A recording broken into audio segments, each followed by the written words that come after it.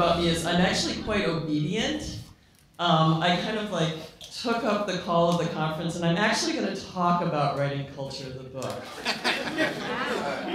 But my paper is going to be kind of iconic of the thing I'm trying to talk about, which is I'm going to be on the one hand, I'm going to be very strident. This is a sermon of sorts. On the other hand, I'm not sure if a word I'm going to say is actually true.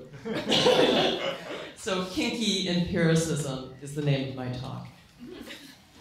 It is time for anthropology to reclaim the empirical, but this reclaiming must be accompanied with a rethinking of what empiricism means.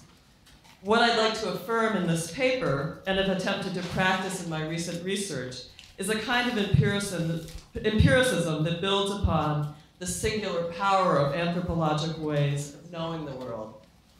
A kinky empiricism, kinky like a slinky twisting back on itself, but also kinky like S&M and other queer elaborations of established scenarios, relationships, and things. An empiricism that admits that one never gets to the bottom of things, and yet also accepts and even celebrates the disavowals required of us, given a world that forces us to act. An empiricism that is ethical because its methods create obligations, obligations that compel those who seek knowledge to put themselves on the line by making truth claims that they know will intervene within the settings and among the people they describe. There are several reasons why now is a good time for anthropologists to insist upon the empirical nature of what they do. On the one hand, the new kinds of interchanges in which anthropologists are now engaged create obligations of a particularly pressing sort.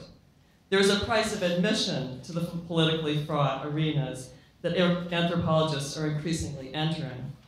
As I've learned in my work in the troubled Indonesian territory of West Papua, paying this price can require us to write and speak authoritatively on issues that matter to the people we have studied.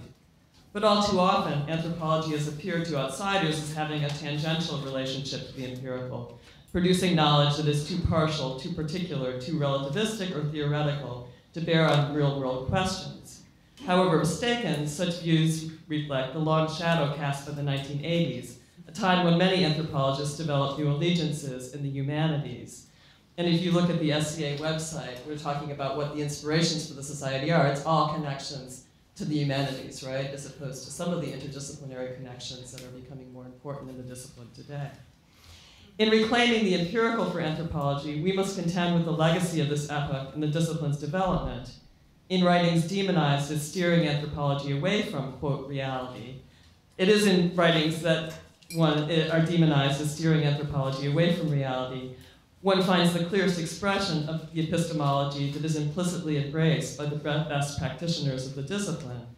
These writings make the case for a kinky kind of empiricism, an empiricism that takes seriously the situated nature of what all thinkers do. Sometimes to find the way forward, one must begin by looking back. In the first half of this paper, I consider two sources for the ingredients for the kinky empiricism I would like to affirm as a critical dimension of contemporary anthropology. The first is writing culture, which I will argue helped to add to the phenomena open to anthropological inquiry by foregrounding the circumstances of ethnography. The second is the work of David Hume, whose epistemology, I argue, proves surprisingly resonant with the empiricism implicitly endorsed in writing culture.